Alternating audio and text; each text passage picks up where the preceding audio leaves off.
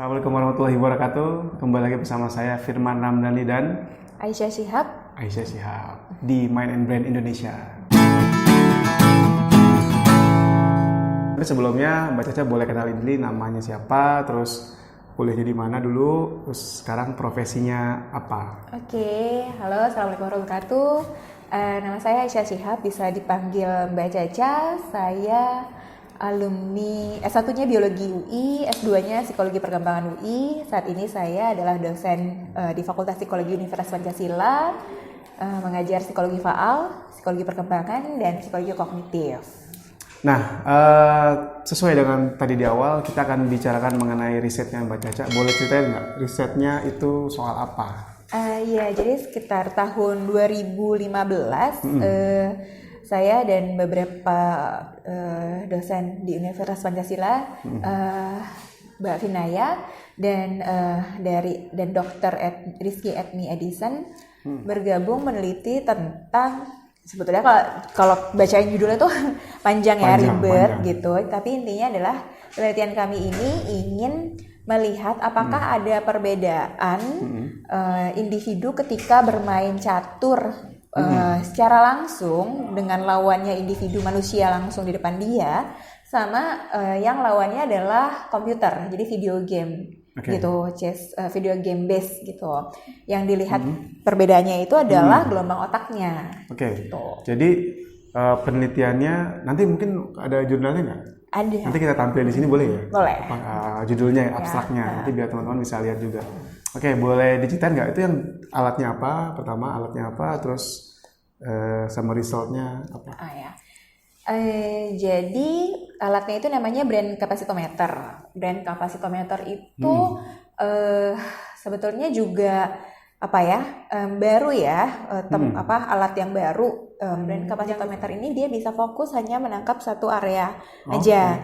Ini helm juga bentuknya atau? Enggak, kayak kain, kayak jadi elektrodanya ditaruh di dalam lapisan kain yang ditempel di dahi, karena waktu itu kita mau ngelihat kerja prefrontal cortex. Prefrontal cortex di sini. Bagian paling anterior frontal lobe. Gitu.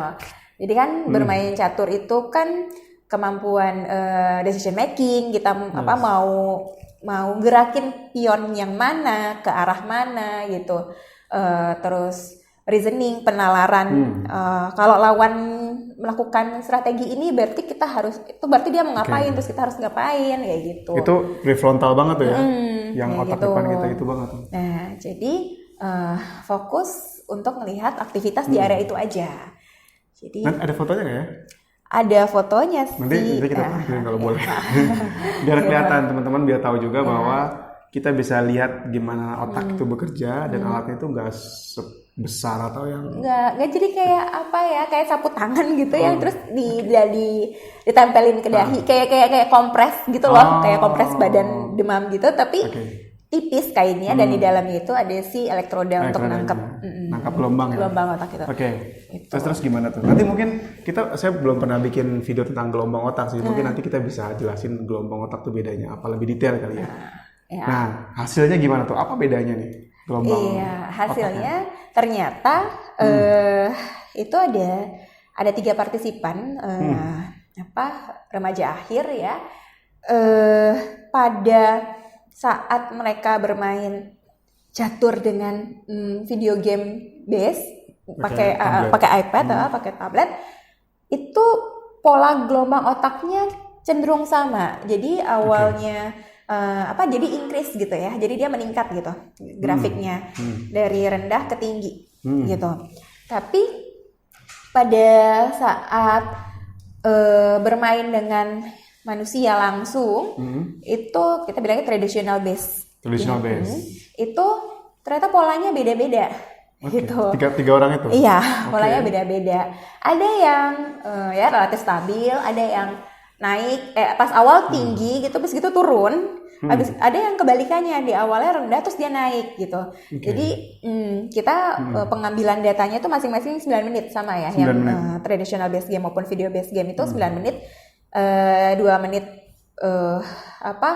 sebelum bermain itu kita kita rekam dulu, gimana, baseline terus dulu, ya baseline, terus 5 menit main, habis gitu 2 menit mainnya cuma 5 menit, main 2 menit selesai, kayak gitu. Nah, yang bermainnya ini kan yang di 5 menit ini, nah itu terlihat pola yang beda-beda. Kalau pas dia main apa tadi, lawannya traditional base, satu lagi apa? Video game base, justru semuanya tiga-tiganya sama, gelombang yang otaknya. Yang video game base sama. Oke, nanti bisa dilihat di gambarnya ya. Jadi polanya ya, kita lihat pola. Polanya sama, sedangkan yang dia main game langsung, ada lawannya, polanya beda-beda, 3 orang itu. Iya. Itu artinya apa? Nah itu yang menarik gitu ya. Selain mengambil pakai brain capacitometer itu, kita juga ambil data observasi dan wawancara gitu. Kalau dengan traditional based game ini, tiap individu itu punya persepsi yang berbeda-beda tentang kemampuan dia bermain dan tentang kemampuan lawannya bermain, dan itu jadi faktor yang membedakan si pola yang asumsi kami dari penelitian itu adalah itu menjadi faktor yang membedakan si pola gelombang ini beda gitu. Yang pertama itu ya bisa lah gue main catur gitu, siapa gitu kan. Terus ini lawannya beneran kan? Kita kan nggak sampai menang kan, cuma 5 menit. Nah, yang kedua ya biasa aja mainnya gitu, dia nggak ada gimana gitu. Yang ketiga tuh kayak takut, kayak duh ini kayak lebih jago deh, kayak dia gitu.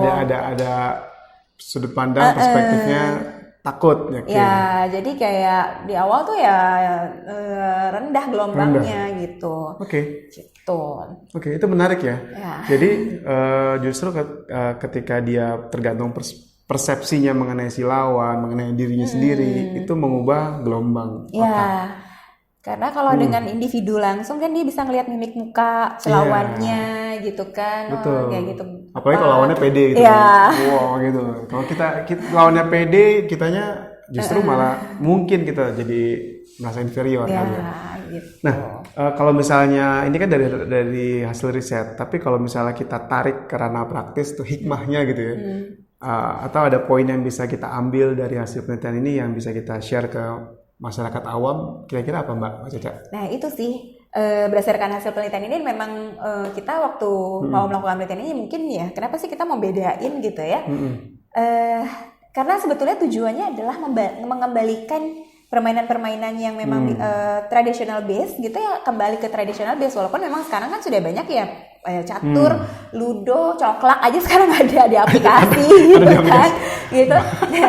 Padahal kan ya tadinya tuh ya kita punya banyak ya catur tuh internasional ya ada, tapi Indonesia sendiri punya banyak tradisional board game kayak gitu, itu kita kembalikan, dan itu kan memang tujuannya untuk sosialisasi, untuk kemampuan motorik halus, kemampuan dan segala macamnya, dan itu semua jadi hilang karena semuanya udah basicnya video game atau online sekarang gitu kan. Dan ternyata tadinya kita sih tujuannya itu, ternyata berdasarkan hasil penelitian ini juga orang tuh kalau ngelawan artificial intelligence ya di video game maupun ya itu kita nggak bisa ngelihat ekspresi mukanya, kita nggak bisa ngelihat perilakunya si artificial intelligence, kita jadi kayak sama, jadi kayak orang bisa jadi bisa jadi mungkin perilakunya bisa jadi homogen, sementara kan individu itu kan unik betul, berbeda-beda gitu. Meskipun sebenarnya kan kita tahu ya, kita udah pasti tahu lah kalau orang ditanya lebih bagus mana, main di gadget atau main langsung, pasti orang bisa jawab main langsung, ada lawannya. Cuma dengan penelitian ini kita semakin yakin bahwa ketika bermain langsung ada mimik dari wajah, ada persepsi kita tentang diri sendiri dengan orang lain, justru itu melatih macam-macam sih sebenarnya, melatih sosial, komunikasi, empati, melatih self control, melatih decision making, karena tadi ya kita lebih dinamis situasinya, sedangkan kalau di di gadget nggak sedinamis itu. Malah kalau pernah baca di buku, nonton TV itu buat anak itu, buat anak ya, dia bilang tuh pasif buat mereka, stimulusnya terlalu pasif buat mereka, dan ini padahal dewasa ya, remaja, itu kelihatan semuanya homogen. Ini udah sempat publish jurnalnya Mbak? Di Proceeding ya, International Conference Oke. Di UIN waktu itu. Di UIN. Iya. 2015. Nah, kira-kira kalau dari terakhir nih, pertanyaan terakhir nih, Mbak. Dari riset itu mau dikembangin kemana lagi? Atau ada yang mau diteliti lagi nggak dari yang apa berhubungan sama riset yang tentang catur itu? Iya sih, kalau rencana ini kan sebetulnya bareng Dokter Edmi waktu itu memang kita mau bikin kayak BAMing ya, Brain Activity in Gaming gitu. BAMing, Brain Activity in Gaming, keren. Ya, ya cuman ya sekarang ini masih ada beberapa kendala si text lab-nya sendiri juga bermasalah. Jadi ya, jadi memang agak terkendala sih sebetulnya, karena memang penelitian yang berkaitan dengan neuroscience ini kalau kita nggak punya alatnya atau labnya sendiri itu memang mahal banget gitu. Tapi memang pengembangannya ke situ. Waktu hasil penelitiannya ini tentang catur, ternyata di prefrontal cortex aja hasilnya seperti itu kan sebetulnya bisa dilihat lagi di bagian-bagian otak yang lain. Itu gimana, prefrontal cortex aja udah ada perbedaan gitu. Kalau elektrodanya dipindahin ke bagian apa yang lain gitu kan, temporal gitu, emosi misalnya, emosi gitu, itu hasilnya bisa beda. Menarik. Jadi buat teman-teman yang mau dalam neuroscience kuliah di UP, benar. Thank you loh. Oke, jadi buat teman-teman yang tertarik soal penelitian ini bisa kontak Mbak Caca nih, saya kasih di Instagramnya kali ya, di bawah gitu. Siapa tahu ada yang mau tanya soal penelitian ini, atau mungkin ada yang mau penelitian yang serupa, atau mau dikembangin lagi gitu, atau punya ide-ide yang lain. Oke, terima kasih Mbak Caca. Ngobrol-ngobrol nanti kita bahas lagi yang lain. Dan by the way, saya sama Mbak Caca, saya bantu Mbak Caca nih. Saya bawahannya Mbak Caca. Enggak, temen. Ngajar di UP Pancasila, Biopsychology. Oke, terima kasih. Sampai ketemu di episode lainnya. Jangan lupa like, comment, dan subscribe. Dan share sebanyak-banyaknya ke siapapun itu. Semoga bermanfaat. Dan kunjungi Instagram dan Facebook kita di @mindandbrain.id. Terima kasih. Wassalamualaikum warahmatullahi wabarakatuh. Waalaikumsalam.